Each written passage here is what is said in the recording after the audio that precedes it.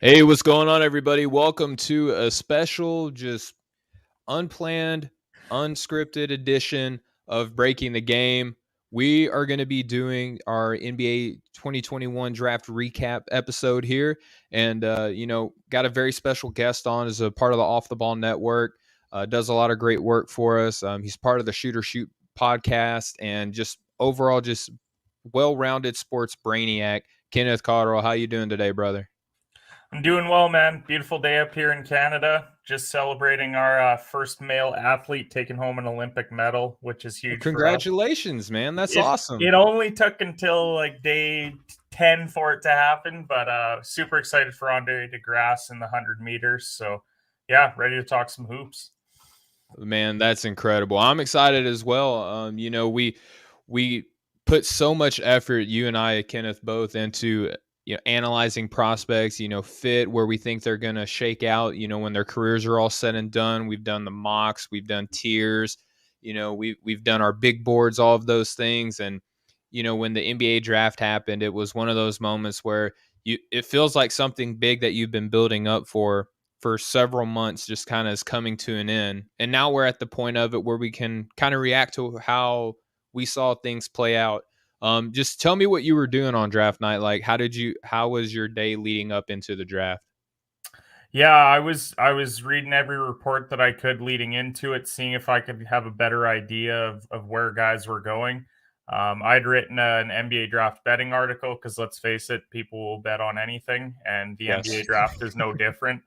And I mean, I wrote the article the day before, and I had Zaire Williams going over 18, and then of course I'm reading all these reports where, well, they're enamored with him at 8 and 10, and I'm like, oh, that's not good.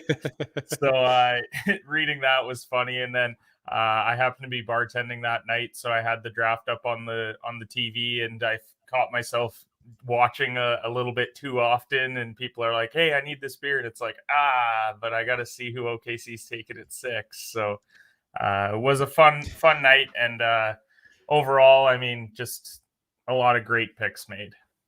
Yeah, and I have an article that's going to be coming up here soon.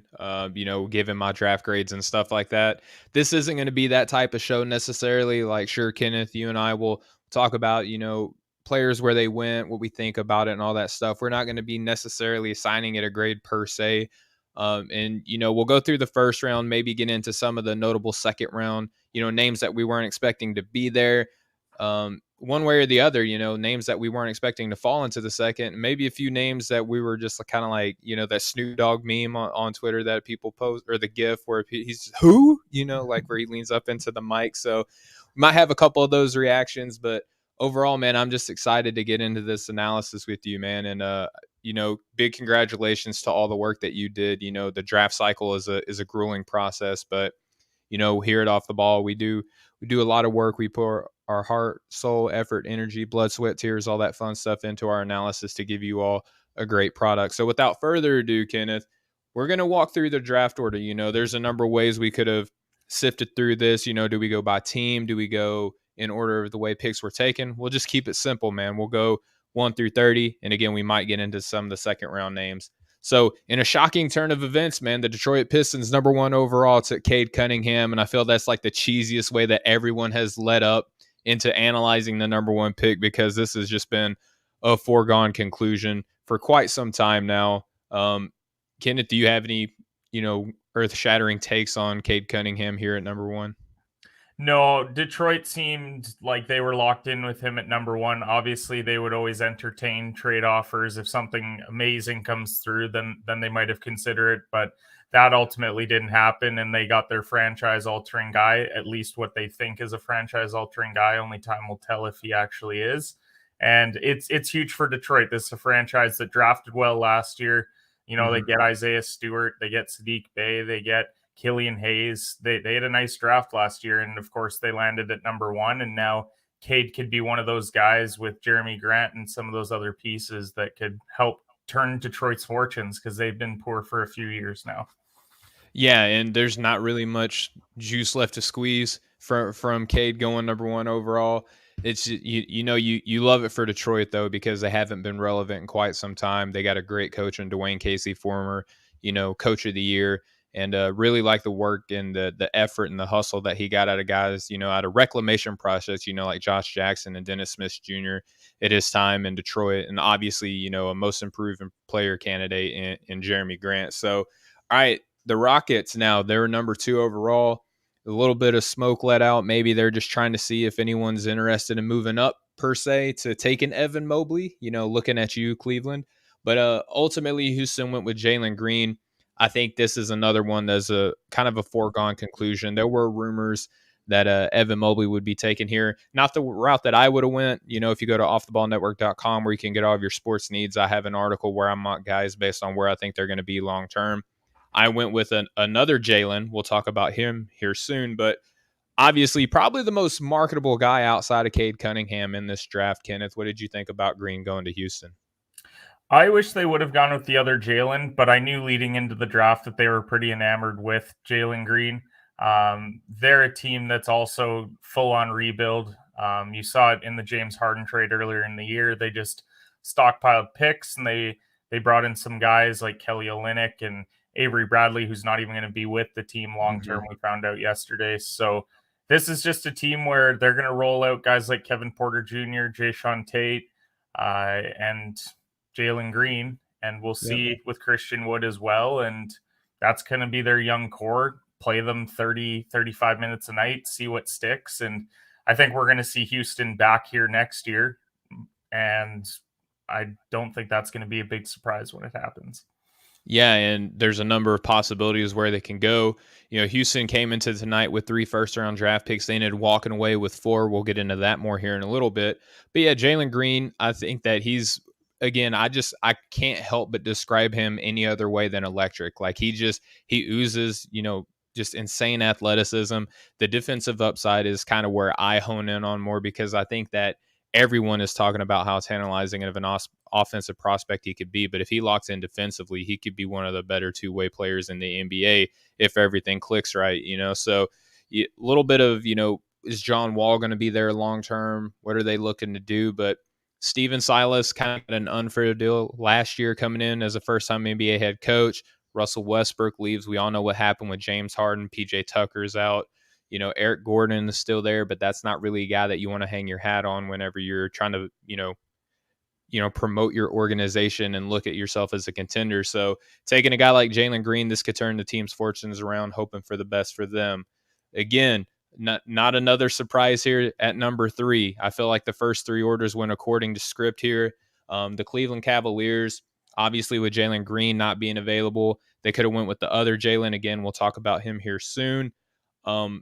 Evan Mobley going to Cleveland, looking like they're going to have a pretty formidable front court of the future with, guys like Jared Allen tied up with, Mobley. Isaac Okoro, does he play the 2 or the 3? I just think that he's he's either a basketball player or a hooper. I don't know which one is which, but Isaac Okoro looks like he's going to be a part of this team long term. Concerns on whether or not Colin Sexton is going to be with the team long term. Darius Garland might take over as kind of their de facto point guard. But Evan Mobley to Cleveland, Kenneth, what did you think of the selection?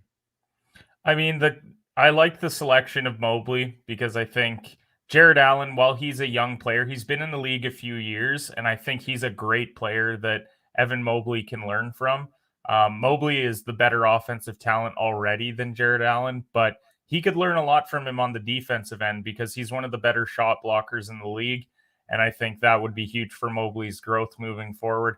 I didn't understand the reports of why Cleveland shopping Colin Sexton. I mean, Sexton's not moving the needle now as far as winning you a lot of games, but what do you gain from moving him? Because you're a young team, so why not just ride it out? See, he's going to continue to improve. He's still a young player. He's only been in the league a few years.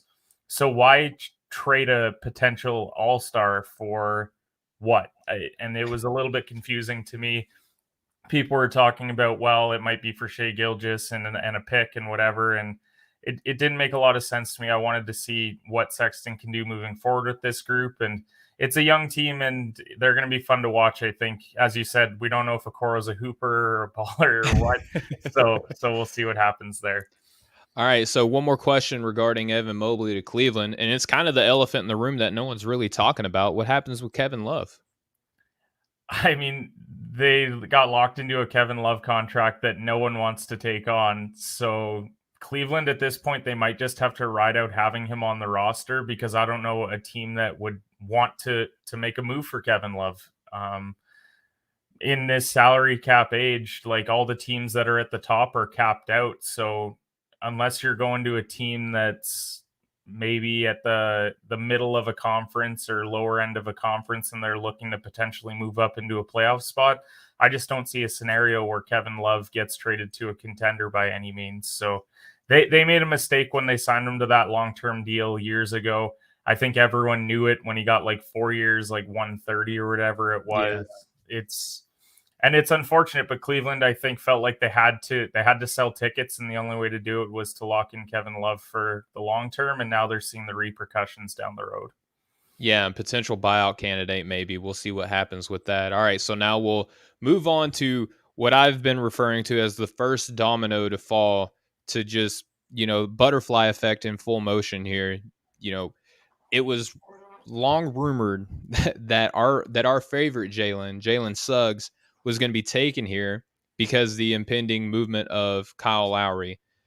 Everyone was talking about how tailor made he was for this team.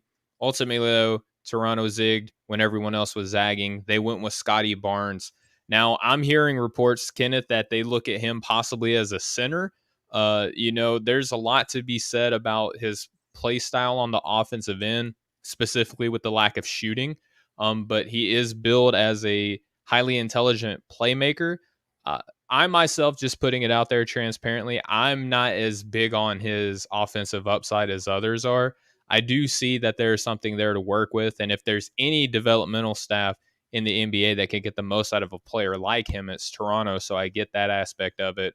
But Kenneth, what did you think of Toronto kind of shocking the world, so to speak, with going with Scotty Barnes fourth overall? I thought it was a big mistake, and Kyle Lowry should not be in their long term plans. Everyone's been talking about this sign and trade. They talked about him getting moved at the deadline. It didn't happen at the deadline, and now Lowry's commanding 25 to 30 million, which is something Toronto should not want to get locked into even for a year or two. So I felt like Suggs was a great guy that they could transition to because you have a Fred Van Vliet there, and if you bring in Suggs, they could interchangeably play the one or two, which is what I liked about the fit there of Suggs in Toronto. And I mean Barnes, he's going to be coming off the bench right away. Like he's not replacing OG Anunoby, and he's who's had a career year last year. Let's not Yep. forget he had a really good year for Toronto last year.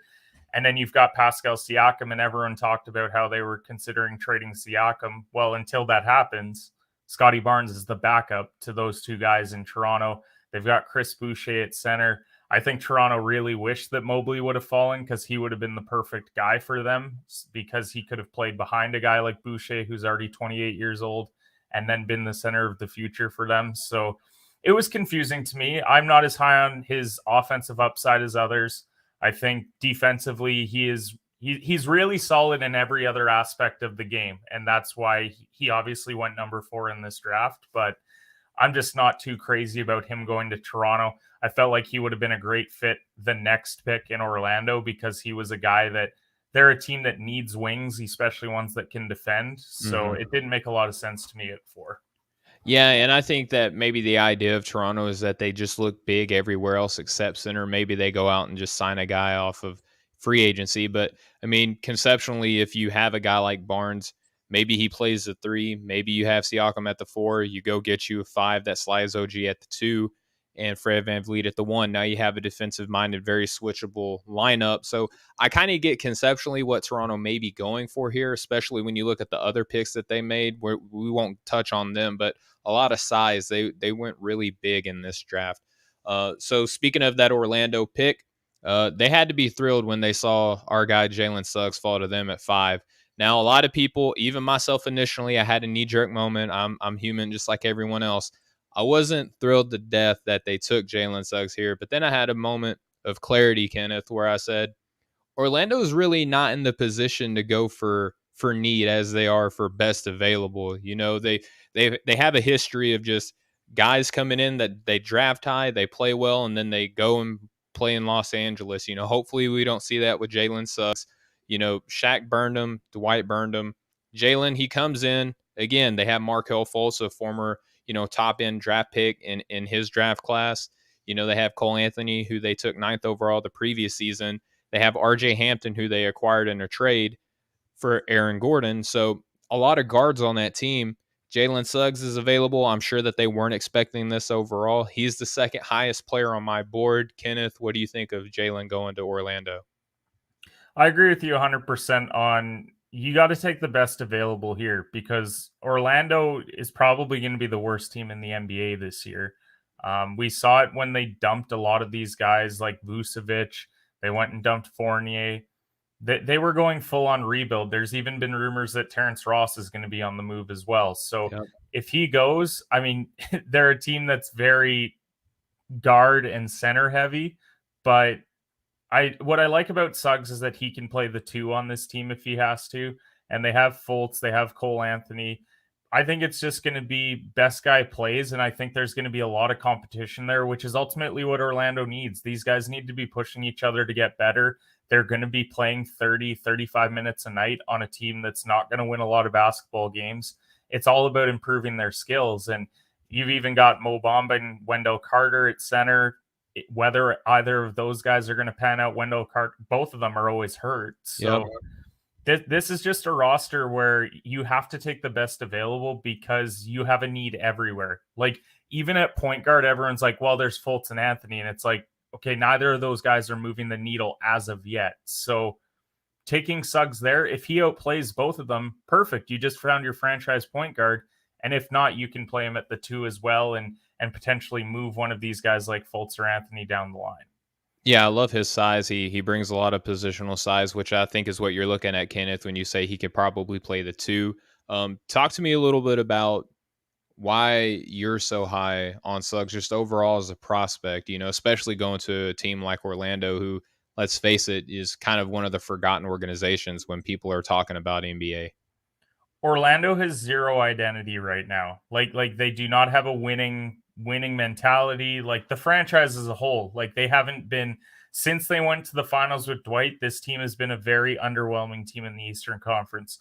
What I liked about Suggs in college was he stepped into a lineup with Kispert, Ayayi, Timmy, all these guys, and he looked like the leader of that team. And as a freshman, when you're going with guys like Kispert went in the draft, Ayayi went in the draft, Timmy's obviously gonna probably win. Ayayi actually went undrafted. Well, but he was going to. He signed later. Yeah, I should clarify. So NBA guy, and then even Timmy, he's going to be returning and potential player of the year candidate in college, and he stepped in right away and looked like a leader. And I think that's what Orlando needs. They need a guy that is going to be he reminds me a lot of what Lowry was for Toronto, where just the leadership is there. A lot of people didn't like Lowry, but like he's the guy taking the charges, he's making the pass, he's hitting the shot that you need. Like that's what I think Suggs brings to the table for Orlando. He's a guy that can help them instill a bit of a winning culture, even though it was just in college and high school. He's been a winner basically everywhere he's gone, and that's something that Orlando needs moving forward.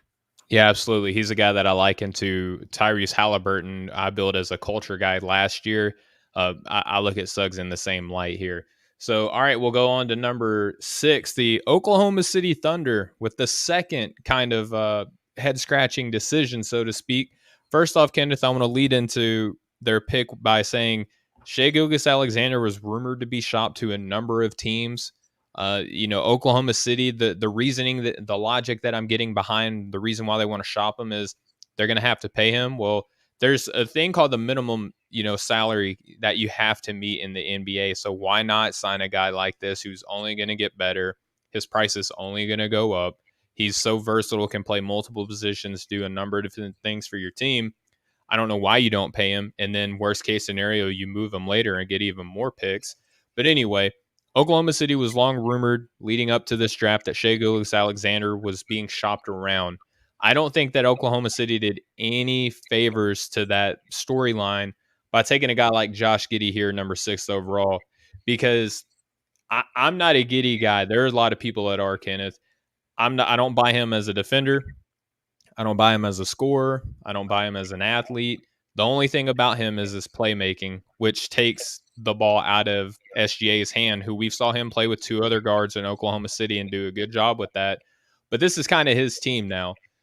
So Oklahoma City takes Josh Giddey at 6. What do you think about that, Kenneth?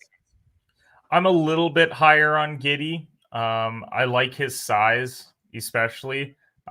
They list him at a shooting guard, but his playmaking also allows him to play the one as well, which I like about him. My confusion was if you were going to draft Josh Giddy, why wouldn't you trade back? Because it was pretty clear that other teams were not interested in taking him that highly.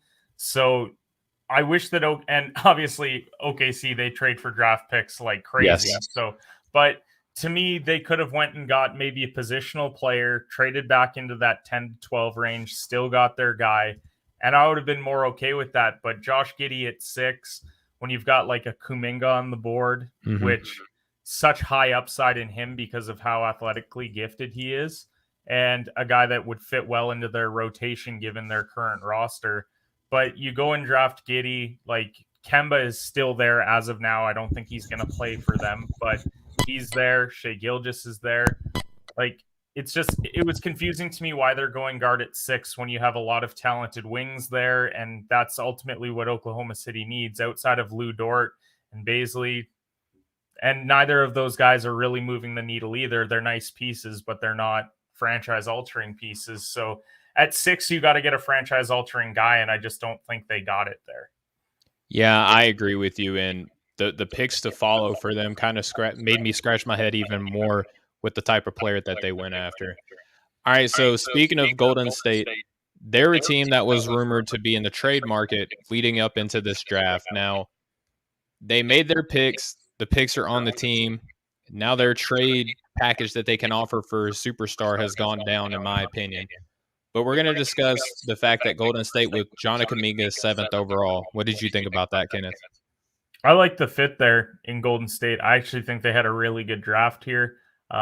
We'll talk about their second pick later, who I was very high on. But I mean, Kuminga, my big concern was that he looked like he didn't get any better as the season went on in the G League. Like he was really great out of the gate and then kind of faded a bit. So I have my concerns there about whether he's going to improve as a player, but the physical tools are there. He jumps out of the gym like he's got big wingspan. Like overall, he's got a lot of things that you can't teach, and I think that's why he went as high as he did. When you're mixing him into that Golden State rotation, he's not going to be starting on this roster as long as everyone who should be healthy is. Because you've got Wiseman and Draymond there. You've got Wiggins, Clay, Steph. It's a nice starting 5. He's just going to need to find out his role. I'd like to see Draymond take him under his wing a bit because we saw him do that a lot with Wiseman last year. Like he would pull him in and be like, okay, like this is the rotation. Like if he did something wrong, I'd like to see him do that with Kuminga as well. I think it would go a long way for him. Yeah, and he gives a lot of versatility on that front court, in my opinion, too, Kenneth. So I'm a big fan of that. I had Kuminga actually significantly higher on my board than where he ended up. So I think Golden State got tremendous value there. Now the Orlando Magic, the only team that had 2 top 10 picks. They could have gone a number of different ways here. First off, Kenneth, I'm just going to give you the name, and I want to know where you had this guy in your evaluation process. Franz Wagner, the prospect out of Michigan. How high did you have him? I had Wagner at 22 on my big board. And Okay. I saw going into the draft, everyone was convinced he was going top 10. I didn't love it. I want to clarify. I don't think Franz Wagner is a bad basketball player. Sure. He's clearly a first round top 10 pick in this draft now, but he doesn't move the needle for me. Like he looks like a guy who would be a solid role player for a long time in the league, but why are you going for a role player at number 8 is my concern, because I would love to see Wagner on a playoff team because I think he could come in and contribute off the bench on a second unit. But to have him go to it now, Orlando's the perfect situation for him. Like if he is going to be something, there's not a lot of competition there. He's going to play heavy minutes. So if he is this top 10 pick like everyone is talking him up as, then we're going to see, because he's going to be playing 30, 35 minutes a night, probably guarding the best wings in the Eastern Conference. Like, he's probably going to be picking up Tatum and Kevin Durant and even Jimmy Tobias Butler. Harris, Jimmy Butler. Like, there's so many guys that he's going to have to cover, and he's going to have to learn quickly. And only time will tell whether or not it's a mistake there at number 8. Yeah, I was even lower on him than you were. I don't like this pick at all. And a lot of it has to do with just my evaluation of him. I don't even think that this is the best situation for him because they have another guy that they're high on and Jonathan Isaac's on this team. And to me, both of those guys play the same position, so it's just kind of like, who do you value higher? And obviously you take this guy eighth overall. You have a lot invested with him now. And if he's going to be giving you more of those minutes at the 4 is what it feels like to me. I could be wrong. I've been wrong before, Kenneth, but I don't know how a a Wagner Suggs pick and roll moves me as a basketball analyst. I don't think that that's something that teams are going to be, you know, shaking in their boots over, so to speak. But I hope nothing for the best for him. And the reason why I have him, as a high second round draft pick in my analysis, because teams need players like him in the early second round.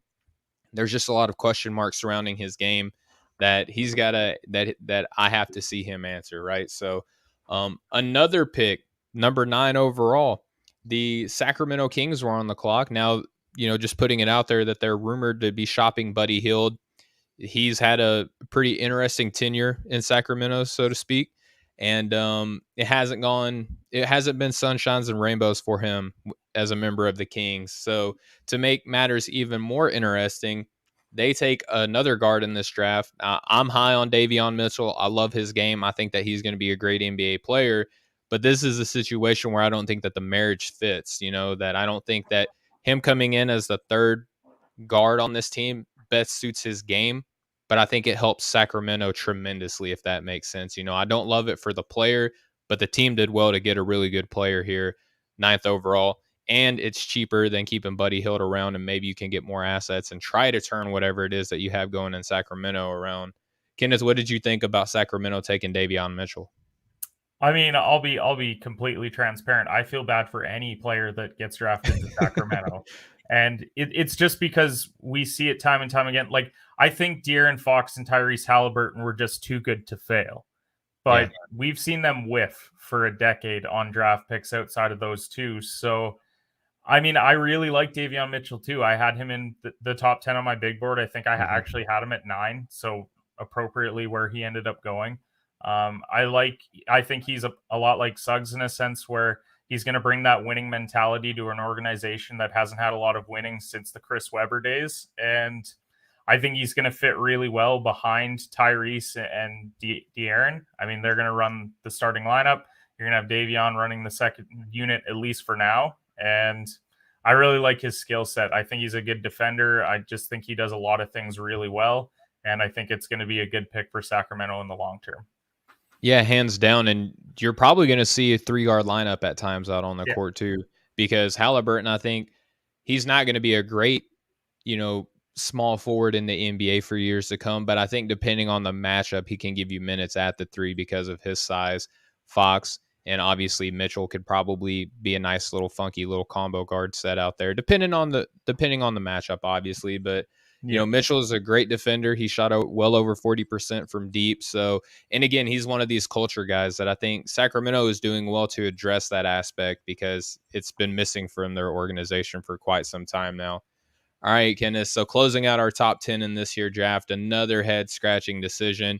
And I almost feel bad for the Memphis Grizzlies because in my first mock draft, I had this guy significantly higher. I had him higher on my board. But after more investigation, because I can't leave well enough alone, he actually slid in my board to about 16th, right? So that's not a huge gamble, but the Memphis Grizzlies take Zaire Williams here with guys like James Bouknight, with guys like Corey Kispert, Moses Moody, Trey Mann, a number of guys that I probably would have taken higher for this team. They didn't go that way. They went with the upside of Zaire Williams out of Stanford. I know there's a lot of people questioning whether or not he's even a first round talent at all. I subscribe to the fact that he is probably good for, the late lottery to, the early 20s. because of his upside. What did you think about Memphis taking him 10th overall, Kenneth? I think Zaire is one of the biggest question marks in this draft. He was such a highly touted high school player. He goes to Stanford and he struggled at Stanford.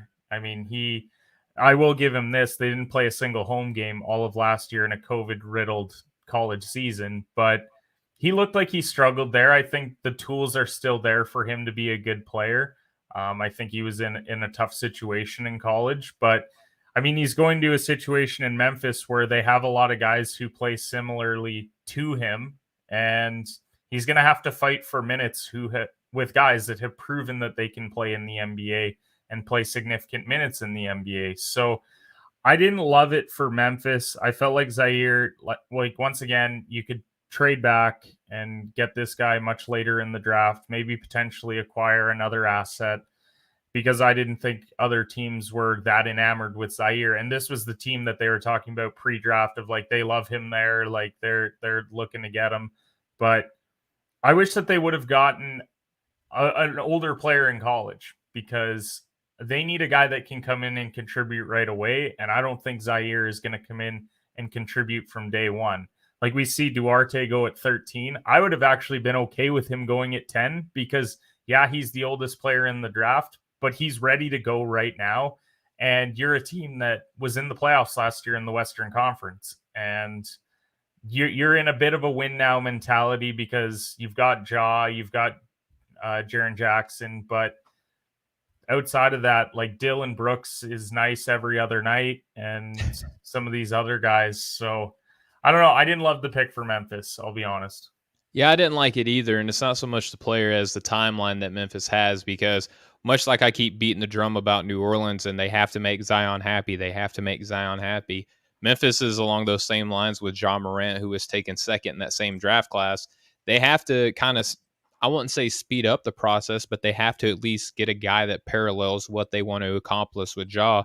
And I think Zaire is just kind of a big swing for the fences. You're either going to crush it or you're going to miss completely. I don't think that there's going to be anything in between with Zaire. He's going to make guy he can get a guy promoted or he can get a guy fired, right? So that's where I'm at with him. That's why I went middle of the road with him in my selection.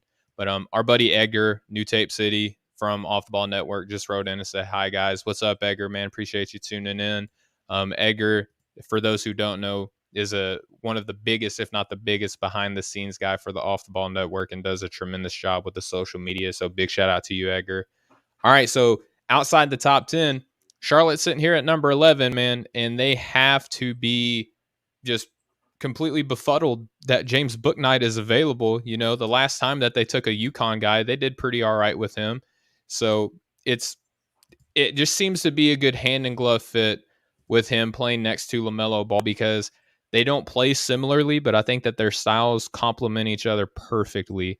Bouknight was getting some top 5 buzz. I had him 6th overall in my mock draft. I was pretty high on him on my big board as well. What did you think for Charlotte here, just to be looking at James Bouknight and said, yeah, we'll pick him up? Yeah, I had him at number 8 on my big board. And I mean, Charlotte took the best available player, and they are going to be so happy that they did because they need that running mate with LaMelo. I know that Terry Rozier is there, but I'm not as sold on him long term. Like, I just don't think that he moves the needle. But if we're talking about a guy that could help a guy like James Bouknight, I think Rozier is that guy as well on that team. Charlotte just missed out on the playoffs last year. Had LaMelo not gotten hurt, we might have seen them in the playoffs. So overall, I thought this was a steal for Charlotte. You got to take the best available guy there, especially when you're a team that's just outside of the playoff picture. And Charlotte's got a longer timeline than people think because, like, that's just scraping the surface what they did last year. Yeah, absolutely. And I don't think that anyone was necessarily looking at Charlotte to address the backcourt running mate for LaMelo Ball. Most analysts that you were looking at were saying they need a rim protector, lob threat, and a rebounder, which rightfully so. That was a big glaring weakness for their team last year. But shoot, the way that this draft shook out, you could get one later, and we'll talk about that here soon too. And just also for the people in the comments, just appreciate y'all tuning in and the support. President Chris LeBron wrote in and says Charlotte's going to be a fun team to watch next year. Yeah, absolutely. This is a team that did very well in the draft. And Buddy Egger wrote in and just said, "Are we surprised that the Knicks took Grimes in the first round?" I'm definitely going to get into that later. Yeah. They're a little bit further down on our board, and that's really their own fault. We'll talk about that more too. But Charlotte taking James Bouknight, I thought was an obvious win on their part. Now, Kenneth, this is the part of the draft where I think the world just stood still for about 30 seconds. Am I right? You know, they San Antonio is on the clock, 12th pick overall, a number of players that they could have gone with, and they went with the biggest home run swing this year, maybe over the past several years, taking Joshua Primo out of Alabama, 12th overall. What was your initial reaction to this, Kenneth? I was happy for him because he's a Canadian boy, but There you go. I was absolutely stunned that he went at 12. He was 30 on my big board. Yeah, it's a home run swing, but I will give the Spurs credit. They could have very easily gone the safer route. They could have taken the Duartes or the Kisperts or someone like that. At least they're willing to swing for the fences because San Antonio is going into a full-on rebuild. I know they have some young players like Murray and White, but they're going into a full-on rebuild. Like DeMar DeRozan probably is not in San Antonio's long-term Mm-hmm. plans, which Rudy means they're Gay. going to lose a lot of basketball games next year. So Joshua Primo, he's a young kid out of Alabama. I think it's an interesting pick. I mean, we could be looking back on this and saying, "Oh my God, the Spurs were an absolute genius taking this guy here." But when he's consensus lower on everyone's boards, maybe San Antonio's just seeing some things that we're not, and that's why this kid's getting drafted here. But interesting pick by San Antonio for sure. Yeah, and I think they kind of fell victim to watching the finals and all of the tremendous videos and vignettes that we saw about Giannis. This kid coming over from Greece was a second division, German prospect, or from the German league coming out, was significantly shorter, skinnier, was a ball handler, and they basically just took a flyer on the guy. I think that's what San Antonio is envisioning here is like, who's the Giannis Antetokounmpo story in this draft? Because look, Primo comes in, plays at Alabama. He's 17 years old when this whole process starts, and he's got good size already. He's about 6'6", 6'7". Maybe they're envisioning him, about 4 or 5 inches taller, 40 more pounds of muscle, just driving through everyone in the lane, and dunking on everybody. I don't love it at all, man, just to be honest with you, because you said DeJounte Murray, Derek White, you didn't mention Lonnie Walker the fourth, and then Keldon Johnson, who's playing in the Olympics right now. There's a lot of backcourt depth on this team. I don't look at I don't look at this as a good fit or a good pick. So when my draft grades come out, it'll reflect that as such. But um, you've mentioned this guy a number of times already, and this is a guy that has shot up draft boards the through the latter part of the draft cycle, and Chris Duarte. Now, I have my reservations about him. I have him as like the premier top second round pick because of his skill set. I have questions about his handle. I have questions about his strength, but there's a lot of people that are really high on him. They love his catch and shoot ability. I love it too. That's why I had him as an early second. But Indiana, this is a team that's like the most vanilla team in the NBA, but they're good too. Like they're just solid all the way around. And it just feels like they went with more of the same for Chris Duarte here instead of kind of maybe looking for a superstar to be maybe an all-star later on in his career. But they went with the 24-year-old Chris Duarte here. Kenneth, what did you think about that? I mean, I hate the fit for Indiana. Like, as much as I like Duarte, I mean, he was 26 on my big board. So, as much as I talked about him potentially going at 10 or 12 or wherever, I didn't love it for Indiana because Indiana's a team that could afford to swing for the fences, in my opinion. You've got Brogdon, you've got Sabonis, you've got LeVert, you've got Miles Turner as of now. Warren.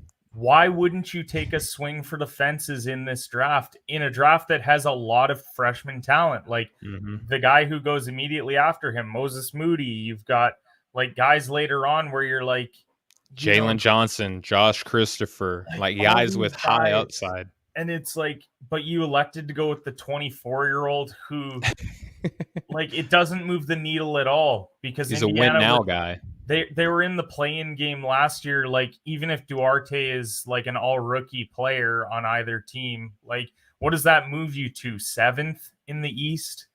They needed to find a guy that's going to be like, if not better than Sabonis, at least equal to him down the road and has the potential to do that. And I don't think Duarte does that for them. So, as you said, Indiana's just their vanilla team. They're going to be anywhere from 7 to 10 in the East again, likely. And we'll have to see what exactly is going to happen with Duarte there. Yeah, I just think that he's an Indiana guy. He feels very much like a Pacer. It's just I don't understand. I would have been more excited for them to get a primo because of Yep. the upside that may or may not be there, right? As opposed to just getting a guy who's going to come in and just be a 3-and-D prospect on a, just a very like the Spurs of the East is what our buddy Mo calls them, and that feels like a very Spurs of the East move. So again, the rich get richer here in the draft. Golden State sitting there at 14. They're looking at all these head scratching moves, and then guess who falls into our lap? Woo Pig Sooie, my buddy Moses Moody, coming over from the University of Arkansas to learn underneath two of the best shooters of all time, two of the premier defenders of their generation, in Draymond Green and Klay Thompson. A lot that he can learn on both sides of the ball. He's got an offensive minded head coach that schematically is going to get him some pretty open corner looks, probably take advantage of his size and some slashing. What did you think about Golden State? Just, hey, yeah, I guess we'll take Moses Moody here. I mean, Moody was number 5 on my big board. He was the guy that I was crazy about all heading into the draft. When I watched him in college, he reminded me a lot of college Tatum. And I mean, that's high praise, but given his skill set, it looked very similarly to that. Um, I mean, this is a steal for me because, first of all, we don't know what Clay is going to be. He hasn't played in a couple full years. Yep. So if he's not the same, they need someone that can fill in there. And you're getting a guy who has that type of shooting. Like, he's obviously not Klay Thompson because he's one of the Mm-hmm. top 5 3-point shooters of all time. That would be as high as I am on Moody. I'm not entertaining that discussion, but he's a Sure. guy that can prove that he's proven that he has range. He can hit the three. He's one of the better shooting off the dribble in the draft was what I was impressed with, and his post game was really nice. I think he fits really well in Golden State because, okay, if Clay is at 100%, they can also run a small ball lineup where they could play him at the 3 or the 4 and have Wiggins at the 3 or the 4. You have Wiseman or Draymond at the 5. Like, it's just, they just added another shooter into one of the best shooting teams in the NBA, and they could be raining down threes here. And I think Moody could be a big part of this team moving forward. And I'm glad that the Warriors didn't trade their draft picks, at least initially, right? Like, more to come on this later. But Golden State keeping their picks, it's just like, why not do what got you to be in contention in the first place and just draft really well, which is what they just did, instead of throwing all your assets at a superstar, being super top heavy, and then hope that Klay Thompson comes back to 80% of himself in order to contend for a championship. So I'm high on Moses Moody. Um, I'm high on him here. I love the fit. The guy after him that was taken, I wouldn't mind him going to Golden State either, though. And that was Corey Kispert, the very next pick taken by the Washington Wizards. Now, this pick confused me on a couple different fronts because you just traded Russell Westbrook, which in my mind signifies that you're looking to probably move Bradley Beal later. You're setting him up to still be kind of a hero in the district because he was not the first guy running out the door. You can say, okay, well, Washington isn't doing enough to build around him. Sure, Kyle Kuzma might be nice, but he's not a second guy, you know what I mean, for a Bradley Beal. So you bring in Corey Kispert, which to me signifies that you want to compete, you want to contend, because Kispert, to me, as great as a player as I think he is, I'm not buying the upside with him. I think that he's kind of more of what you see is what you get with him. And to me, that's the type of player that you take on a contending team, which we all know that Washington, especially without Russell Westbrook, really isn't going to be. So what did you think about them going Kispert here? I mean, everyone talked about Kispert being the best shooter in the draft. I have my reservations only because a lot of his were from the standstill. And it is just because in that Gonzaga offense, it's move, move, move, you're wide Hmm. open, you hit the shot.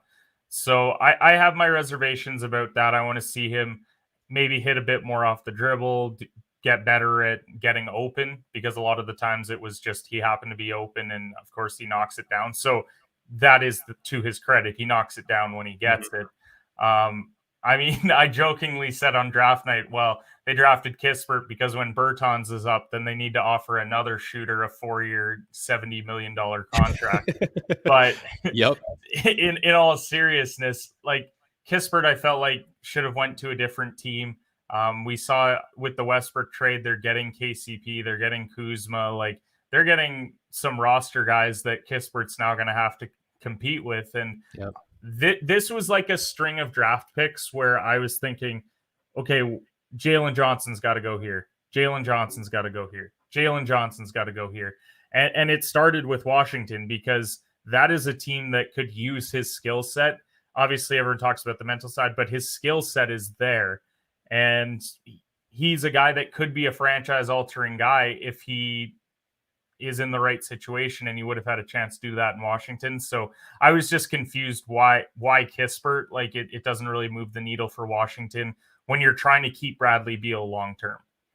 Yeah, well, allegedly, right? We'll see what happens with Allegedly. that. So, all right, now on to a player that I had really high on my board. I know that there were a lot of people that I've conversed with on, NBA draft Twitter, other platforms, things like that, who are really high on this guy too. So much so that I have him as a top 10 prospect.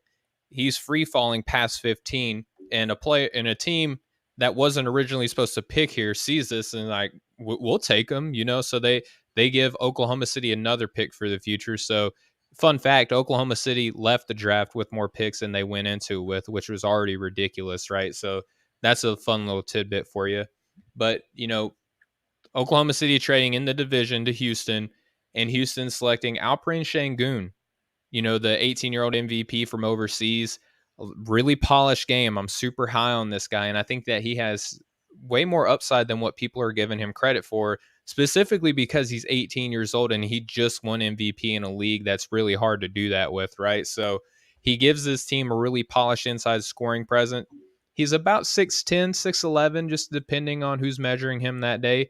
May need to get a little bit stronger, but he's coming into a team with significantly low expectations. Everyone's going to be watching the shiny new object in Jalen Green anyway. He's not going to have any pressure on him to really live up to being a top 10 pick because he's taken at 16 now.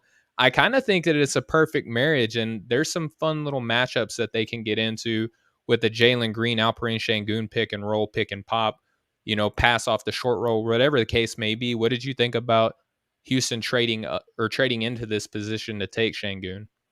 I first want to point out that I think it's hilarious that you said depending on who's measuring him that day, because that's one of the things in every draft that everyone says, well, at his interview, he said that he's 6'2", and then it's like, well, you look at him, he's like 5'11". That was Sharif Yep. Cooper for me. Like, everyone's like, oh, he's like 6'1". Like, no, he's not. Like, Nah, Chris Paul's 6 foot, wink, wink, yeah, like, okay, guys, I get it. No, I mean, I like the pick for Houston. I like that they're swinging for the fences going overseas because they're a team that they can afford to do that. Like, if Yep. Sengun is not what we think he is, then whatever. You're gonna be back here again.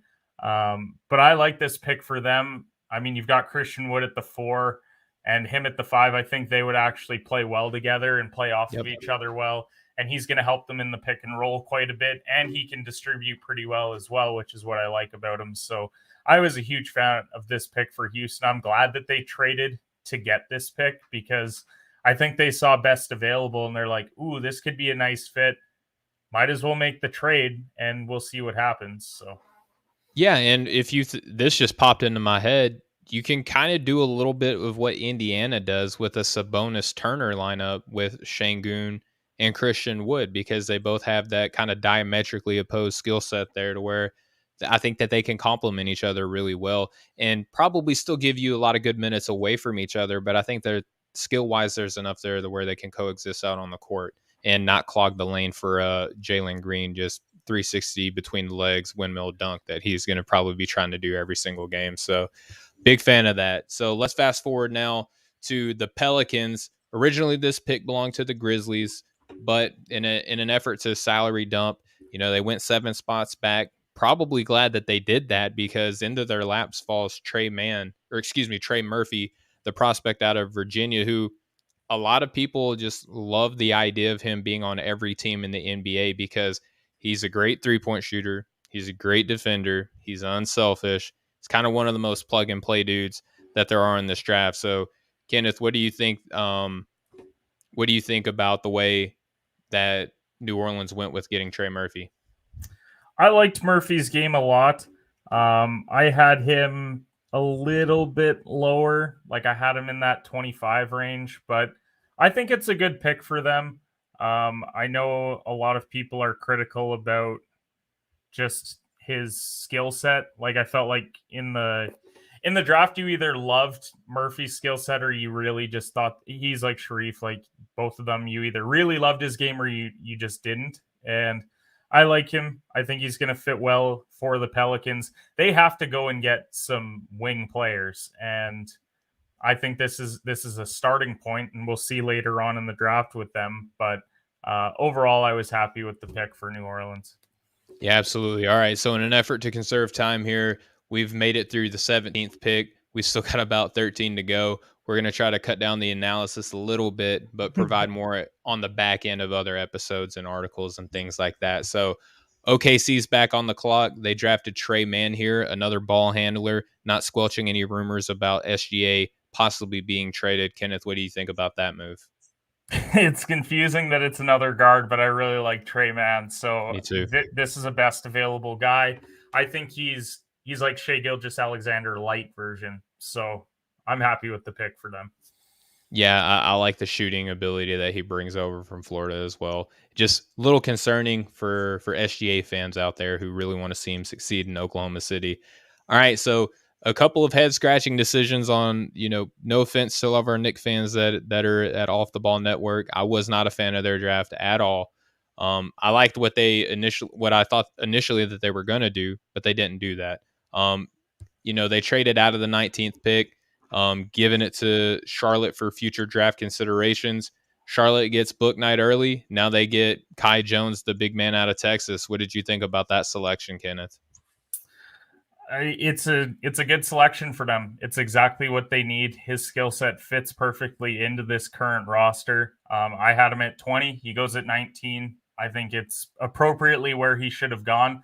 I actually thought the Knicks also would have been great getting Kai Jones. So very, very interesting for me.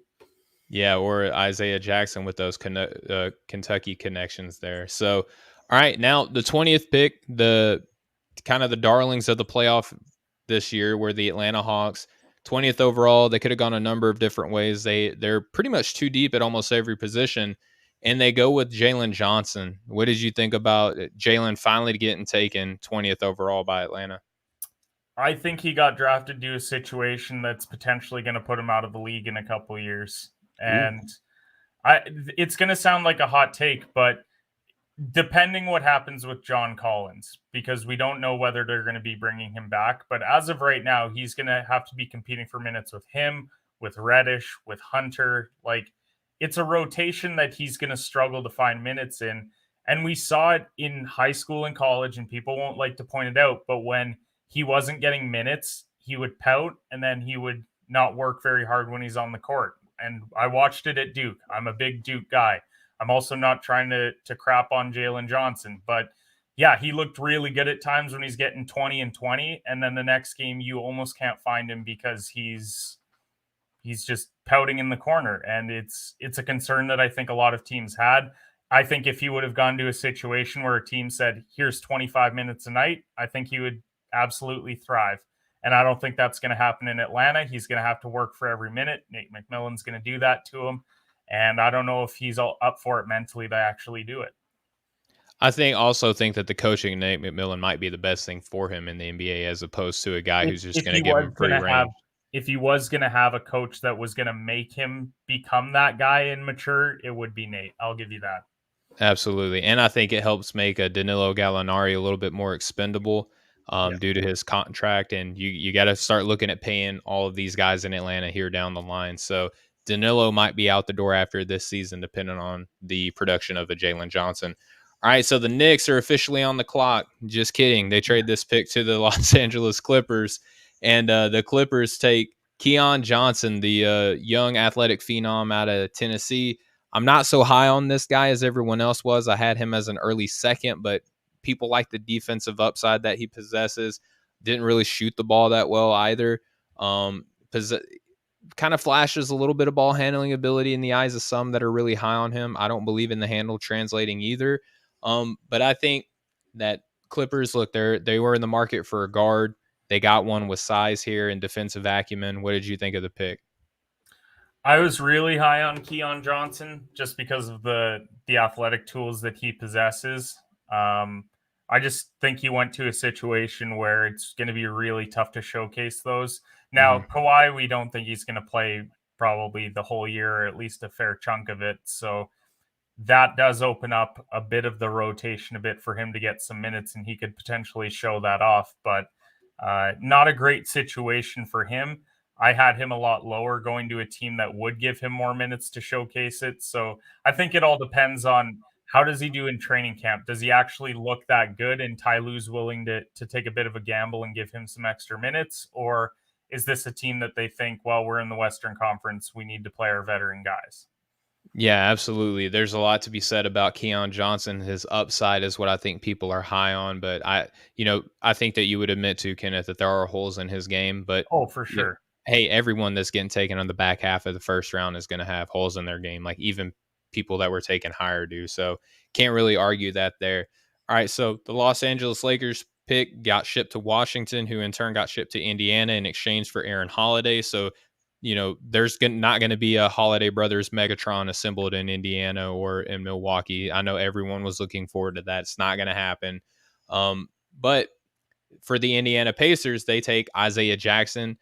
Really high on this kid's upside. I actually like him a little bit more than Kai Jones out of Texas. I think that he gives you just as much shot blocking, just as much rebounding, just as much athleticism and defensive potential.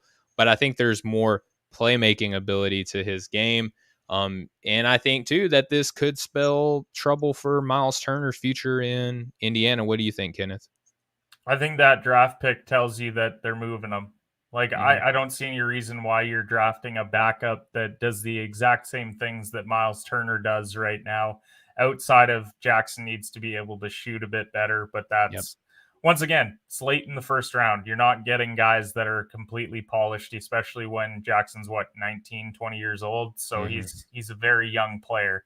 Um, I I think this just tells you that someone's making a trade for Miles Turner. I don't think you can keep going off season after off season entertaining a guy getting traded until eventually you decide to pull the trigger. And I think it's going to happen. Yeah, I agree with you. And plus, what do we see with these late Kentucky prospects when they're drafted, kind of in the back half of the lottery, late first round? They don't get to show their entire bag when they're at Kentucky because they have to fill a role. Maybe there's more underneath the surface of an Isaiah Jackson than we know about right now. All right, so the Houston Rockets, they have consecutive picks here. We're going to go ahead and discuss both of them at the same time. 23rd, Usman Garuba.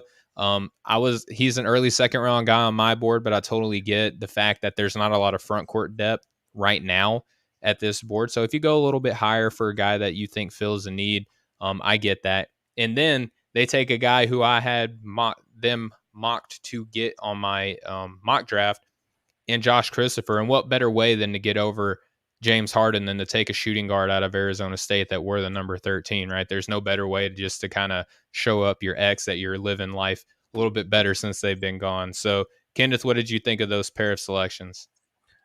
Houston social media is going to have a lot of pictures of him probably wearing that jersey, just throwing it in James's face. Mm-hmm. No, I like this draft for Houston just as a whole. Um, obviously, I mean, they have 4 first rounders, which Mm-hmm. is huge for a team that, as I said, they'll probably be back here next year. But in a couple of years, they could be an absolute force. You have Johnson, or you have Green, you have Sengun, then you go and get Garuba. Yeah, he's a bit of an unknown, but if you've actually watched the tape on him, there's a lot of really nice parts of his game that he could translate into some NBA success. And then Josh Christopher, he was 17 on my big board. I really liked his game. The success that he had in the Pac 12 for his entire career, I think, is just a testament to how good he is. And I think it's going to translate in the NBA as well on a roster where, yeah, there's Eric Gordon, but we don't know if he's going to be there long term. And outside of that, there's not a lot of competition in and around that position outside of his draft class running mate and Jalen Green. So he could play some minutes at the three. Either of those guys could, and we'll see what happens with Houston.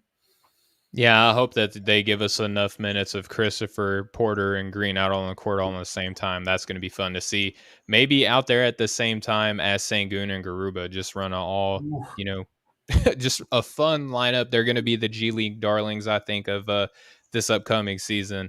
All right, so now the team that everyone was waiting for to finally make a draft pick, the New York Knicks are on the clock, and they went with Quentin Grimes out of Houston. I had him as a late second round pick. I'm significantly lower on him than the consensus, but I get the idea. I understand why people would. I get the idea of why people would be higher on him than me, but there are other prospects that I just value more than him. So I'll let you dive into this more so than me because Nick Nation may not listen to me anymore if I go down my rabbit hole. So what do you think, Kenneth? Yeah, I'm sure Nick Nation's going to listen to me after going 3 straight weeks of. Don't forget that the Knicks lost to the Hawks in 5 games. Quentin Grimes, 38 on my big board. I did like him out of Houston. I don't get the fit with the Knicks. They're very clearly going to go and try and get a point guard in free agency. Like they're not drafting this guy thinking like, oh, he's our point guard of the no. Like this is a guy that they're trying to fit into the rotation. He's a bit of a veteran. He was on a really good Houston team in college. They obviously went to the Final Four last year, ultimately losing to Baylor, but I don't love it. I mean, we look at the guy that goes right after Nashon Highland. That to me would have been a great pick for the Knicks. And we see all the point guards that come after that, like even Jaden Springer. I was higher on him, and I wouldn't even say that I was like the biggest fan of Springer, but I was a bigger fan of him than that. I like Jason Preston more as well.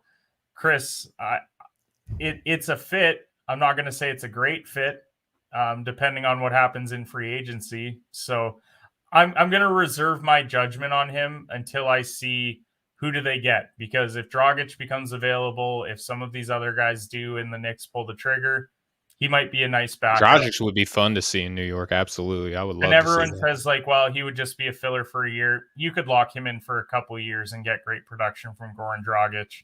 We saw just 2 years ago in the NBA Finals, and actually that entire playoff run for the Heat that he was really good. So I'll reserve my judgment on Grimes for now, but I'm not high on the pick given where they took him. Yeah, and just shout out to President Chris LeBron. He's the most sensible Knicks fan that I've ever had the pleasure to discuss with. I mean that sincerely. He's not one of these guys that looks at a player and is like, "Oh, this is going to be a future Hall of Famer for the Knicks." He's more of an off-ball scorer to me. I don't look at him as a creator for others. So he's going to be one of those guys that you got to trust that he's going to make all the right cuts. He's going to make all the right reads. And I don't know if I necessarily buy him in a defensive system, so that I just have my reservations about him, and we'll keep it moving out of time constraints and job security. So, all right, the 26th pick, the Denver Nuggets, they're going to be without Jamal Murray for quite some time. What do? They drafted Bones Highland out of VCU. I'll just plug real quick, Kenneth, that I love this kid's game so much. He's confident. He believes in himself. He has to fill out his NBA. He's got NBA height. I'll give him that, but he's got to fill some things out a little bit. He's not going to be rushed to be pushed along a lot because they still have Monte Morris on this team while, Murray is still recovering. So he won't have to give huge minutes right away. And we know that Coach Malone isn't necessarily a big advocate for giving rookies, a whole lot of minutes anyway. But I think there's a lot to love about Nashon going to Denver. I think that they knocked this pick out of the park. I think that Malone even forgot that Michael Porter Jr. wasn't a rookie his second year, given the amount of minutes that he didn't give him his second year. No, I like the pick. As you said, Murray's going to be out for a while. That's an absolute blow to them to have a guy missing for that long. Hopefully, he comes back at 100%. But I like Hyland's game. I had him more beginning of the second round, but this is where, like, you've got guys late in the first that slip to the second, in the second get bumped up to the first. So I'm not unhappy with them drafting him there. I think he's a good fit.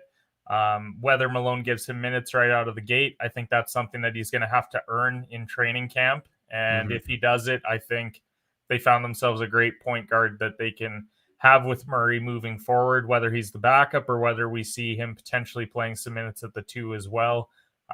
Overall, I think it's a good pick for the Nuggets. Yeah, I wholeheartedly agree, and we'll see what happens with that playing time there.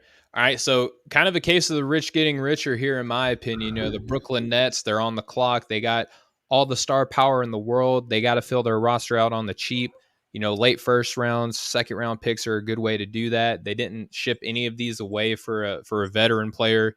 They actually brought in Javon Carter to also take on another second round pick to get rid of Landry Shamet, who wasn't necessarily terrific for their team last season, but wasn't a dud either. They take Cam Thomas, who I'll keep saying it until I'm blue in the face. If he's in the situation where he can get consistent minutes, you're looking at a rookie who can be a 6 man of the year dude right out of the gate day one. He was in the top 15 of my big board. What do you think about the Nets getting Cam Thomas here? I think Thomas has potential to have one of the longest careers in this draft, and just his scoring ability. And everyone points to the inefficiency. Well, Anthony Edwards, right? Like, Yeah. these kids are still super young. Like, just because they're not shooting the highest percentages in college, he was also at an LSU team with like not a lot of talent around him. And so he had to do it out of necessity, putting up some bad shots at times. But yeah, Brooklyn got an absolute steal here. When we're looking at some of the teams before them that didn't take him, like, felt like he would have been a good Rockets fit. Felt like Washington could have used him as well. I think Indiana. Indiana could have used him. Like, Thomas is a walking bucket, and I think that's, if he gets some bench minutes when, whether it's KD's out or Harden's out, and they just need a guy to come in and knock down some shots, I think he's got potential to do that on this team. And I think he's going to fit really well in a Nash system. So Yeah, and I mean Kyrie, we know that he kind of has games where he's not available. So Cam Thomas might be getting more minutes than what people may be realizing at surface value. All right, so 28, the Philadelphia 76ers are on the clock, and guess what? Ben Simmons has still not been traded, and I think his value is going to increase as time goes on because less and less players are going to be available. That's a debate for another show. I just wanted to throw that out there real quick. But Jaden Springer, I wasn't super high on this guy, but he's right around the range where I thought that taking him would be a good thing. He's another guard, another athletic guard out of Tennessee, but guess what? He can actually kind of shoot a little bit compared to his teammate that was taken earlier. What did you think about Philly taking Springer here? I think it's a smart pick for them. He was 18 on my board. Um, to me, it spells that Ben, like, I just think the relationship is severed there. So I think that he will be moved at some point, whether it's for a massive package or they eventually will have to bring it down in order to ultimately get him moved, because it just seems irreconcilable there. But I like the pick. I think Springer has a lot of potential. He's going to a Philadelphia team that is win now mode, so he's going to Mhm. have to grow up really quickly, but they've got the team to do it. Doc Rivers is there, and a lot of other guys. So I like the pick for Philly. I do too. I mean, defense and shooting, that's what every team in the NBA needs. And he could turn into something really special depending on how Philly wants to kind of cultivate their young players, so to speak. And right back at it again, the Brooklyn Nets in the trade that they made with Phoenix have this next pick. I love Daron Sharp. I thought this was a steal of a pick for this team. They just need big men that could come in and hustle, that can grab rebounds, that can defend and set really hard screens. Sharp checks all those boxes. We saw what he looks like in probably a similar capacity to what he's going to fill in the NBA. where he's just going to be in a stable of big men. And I think that his playmaking acumen, it wasn't really necessarily shown off as much as it could have been in North Carolina. I think that there's possibilities that there are going to be times where he's going to make a really smart play and people are going to look at him and be like, who the heck is this kid? So Brooklyn getting Daron Sharp went lower than what I thought he should have. What do you think of the pick? I don't know if I'm allowed to give him too many compliments since he's a North Carolina guy, and I don't want to get my Duke card He's a pro revoked. now. He's a pro now. Okay. Well, then in that case, I really like this kid. There you go. I hated playing him last year because he was just that good when he was playing minutes. I think he could have a big role with Brooklyn. I mean, Hmm. DeAndre Jordan hasn't proven that he's going to be healthy very often. But that being said, you also have the perfect guy to mentor him to become the next DeAndre Jordan in the NBA. So I like the fit. I think that he does exactly what a team like Brooklyn needs. Like Brooklyn, yeah, they got Cam Thomas, which is the scoring, but it's like, okay, that's all the scoring that we need. Now we need this rookie that can come in, just get the boards, protect the rim, do all the little things that we need to ultimately be successful as a championship basketball team. And I think he fits that role perfectly. Yeah, for sure. Not too much to add on my part for Daron Sharp. I love this kid. I think that he's got a bright future ahead of him in the NBA. And then for the last pick of the first round, the Jazz send out their pick to the Memphis Grizzlies in order to collect a series of second round picks for to come. Yes, Edgar, they do have Nick Claxton, but again, I think that again, Brooklyn, they're going to have a number of big men that they're going to play different minutes because they all offer different things. And yes, Nick Claxton is good. He was a second round pick. If you look at Daron Sharp and watch the film on him, I think you'll be clapping and begging for him to get some starting minutes too, because this guy is again, I'm not going to go on a whole Daron Sharp rant. This is not what I'm here to do.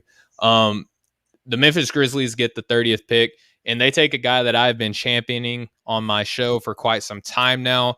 And I'll just go ahead and put it out there. He was a mid-second round pick to me, but I'm so happy that he got first round consideration and ultimately a draft because I watched this guy from Loyola. I think he's a 20 and 10 guy right off the jump. That should tell you something. Close to 2 blocks a game and about a league average 3-point shooter. That being Santi Aldama. Kenneth, you were there and you saw my live reaction to the pick. I had a let's go moment. I got up and I flexed and I cried a little bit because it was like watching my child graduate, from high school and moving on and doing grown up stuff. So, what do you think about Santi Aldama going the 30th overall to Memphis, though, Kenneth? I'll be 100% transparent. I did not watch any film on Santi Aldama. I did not have him on my big board. I didn't know Santi Aldama was even a human being until draft night. And I mean, you're high on him. I trust your judgment on it. The Grizzlies, they could use a forward. Like Yep. there's no doubt about that. Like everyone talks about Jaren Jackson Jr. Well, he's also been Jaren Jackson unavailable a lot of his career. So I like the pick. If that's the role that he plays, I think he'll play it well in Memphis. He'll be given the opportunity too because he is a first round pick to get some minutes. And overall, I think it would be a good selection for them. Yeah, I think that they could have gotten him with their second round pick, and my draft grade isn't going to reflect my love for Santi Aldama. But I do like I'm super infatuated with this guy. I wish nothing but future success for him. All right, Kenneth. So that wraps up the first round. We got a little bit of time left. I just want you to give me maybe one guy in the second round that you weren't expecting to be there when his name was called. One guy in the second round whose name I wasn't expecting to be there.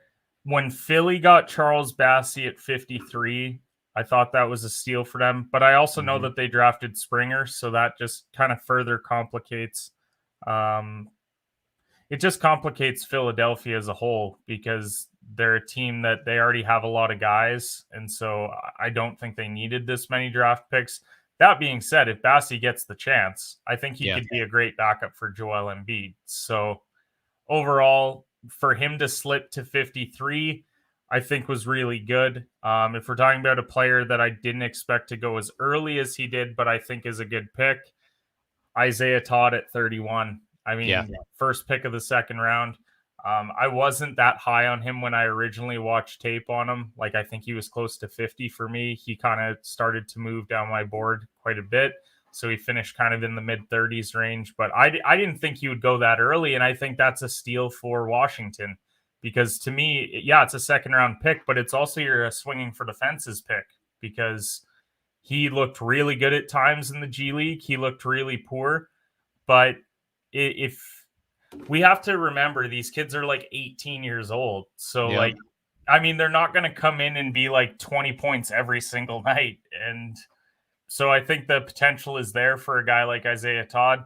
He's going to get to compete on a Washington team and I like the pick for them there.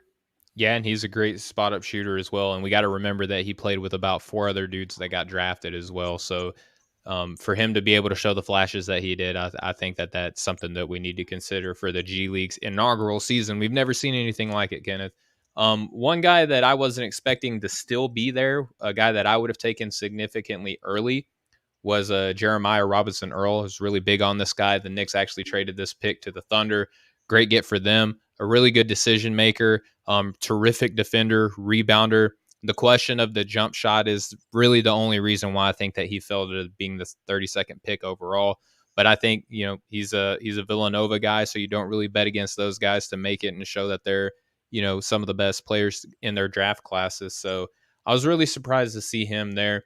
And then a guy that I thought was taking kind of too high on my board here was let me see, where did his name go? I'm so sorry I had him. I'll just go ahead and say Duan Begarin. I hated that pick for the Boston Celtics because of the names that were still available that they could have gotten on this team. How about BJ Boston playing in Boston? How much more perfect would that have been? Like he was still there. Why didn't you take this 6'7" guy with all the upside in the world to do something great for your team? Sandro would have been good on this team. I would have loved Scotty Lewis getting taken a lot higher as well. But, there's a number of guys. And then this wouldn't be a good draft podcast if we didn't talk about Jared Butler falling all the way down to 40th overall. Ended up getting shipped over to Utah to play behind Donovan Mitchell, Mike Conley, and Jordan Clarkson to kind of help recover whatever health concerns may or may not still be present. But overall, Kenneth, before we close out, what were your thoughts of the draft, man? Do you love it? Do you hate it? A little bit of both? I mean, to me, it's like every draft that I've seen over the last number of years. The first couple picks were pretty well known, and then after that, it just takes one. Like it takes that one pick to go off the board, and it's not something you can ever predict in a mock draft or anything. And I think that's what's so exciting about draft night is that pick comes in where you're like, oh wow, Josh Giddey at 6. Hey, I had him at like 15. Like Yep. interesting. All right. So yeah, I love the draft. I think it's going to be one of the better draft classes that we've had in a number of years. The question is, how many of these guys are going to get the opportunity to play right away? Because there is a lot of top end talent in this draft, and if they get the opportunity, I think they could shine. Yeah, no doubt about it. And I kind of liken the same sentiment as you, man. It's always fun. Even when the guys don't go where I want them to, it gives me something to be mad about, and that helps create more content and controversy, which is always a good thing, right? So, Kenneth, I just want to thank you so much for spending about the last hour and 20 minutes with me, man. It's been a pleasure dissecting the first round of the 2021 NBA draft. Before I let you go, just give you a moment to tell people where they can follow you and some of the projects that you're working on right now. Definitely. You can follow me on Twitter and all other social platforms at shooters_pod. We do our Shooter Shoot Sports podcast with me and my co-host Paul. We do it Tuesday nights at 8:15 Eastern time. Also do a weekly golf betting article. Took this last week off, but 6 weeks in a row we've profited. So doing well in the gambling space for Off the Ball Network, as well as going to be doing a lot more fantasy football content coming up. Going to be dropping top 10s for each position in the coming weeks as well. So stay tuned for those. Steven, it's a pleasure once again to be on your show chatting hoops, and you're one of the better basketball minds that I know, and really appreciate you having me on. Well, man, that means a lot to me, brother, especially coming from a guy like you. You're one of the hardest working, guys at the network that we've had the pleasure to bring along, and really happy with all the great stuff that you've been doing, the written work, Please go check out all of Kenneth's written work. He does a tremendous job, a lot of insight and analysis and all of those. And then obviously the Shooter Shoot Pod. As for myself, you can follow me at StephenBTG on Twitter, at StephenBTG on Instagram. If you want to follow the show Breaking the Game, you can do that as well. Facebook, Instagram, and Twitter at BTG NBA Pod. Go give us a follow, a like, share, subscribe, rate, and review anywhere podcasts are available. And obviously, Off the Ball Network, it's a place you want to be. We're coming up on our 1 year anniversary next Monday, the 9th. We have a tremendous show lined up. We're going to have a lot of big time guests coming by just to kind of celebrate our big moment with us. So please mark that down on your calendar, Monday the 9th at 8 p.m. Eastern, 5 p.m. Pacific. We're going to have a good time. And it's just only, it's a big moment. But when everything's all said and done, we're going to have a lot more of those nights to celebrate with y'all. So thank y'all so much for tuning in. Please go follow Off the Ball Network. Shout out to my bookie, where you can go and make any bet that you want. They'll give you 50% off your first deposit and up to $1,000 cash. Just go enter in promo code Off the Ball. And shout out to Manscaped. You can go there, buy anything that you want at checkout, enter in promo code BTG. That'll let you know that I sent you, and that'll give you 20% off and free shipping at checkout. So for my awesome guest, Kenneth, for myself, for Off the Ball, for Breaking the Game, shout out to the Nothing But Net channel on Dash Radio. Go check them out as well. This has been Breaking the Game. We'll catch up with y'all next time. Much love, everybody.